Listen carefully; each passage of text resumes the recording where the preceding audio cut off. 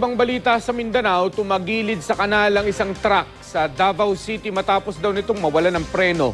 Sugatan sa disgrasya ang hindi bababa sa 30 sakay ng truck na pupunta sana sa isang kasal. Makibalita tayo kay Rial Soroche ng GMA Davao.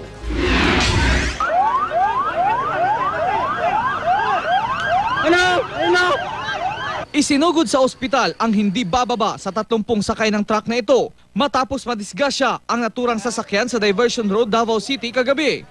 Nagtulong-tulong ang mga pulis at rescuer ng Central 911 para mailigtas ang masugatan mula sa tumagilid na truck. Ayon sa driver nitong si Edward Fabiana, pumalya ang brake ng minamaneho niyang truck sa pababang bahagi ng kalsada kaya idiniretso na lang niya ito sa kanal. Nag-reduce ko. Pag-reduce na ko, dili naman kaya, nipaka naman ang kuhan, handbrake na ko, mag-brake. Di naman gin makaya.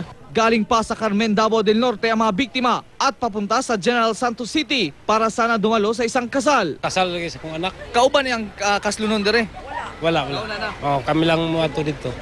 Nasa kustudiya ngayon ng Talomo Police Station ang driver ng truck para sa karagdagang investigasyon.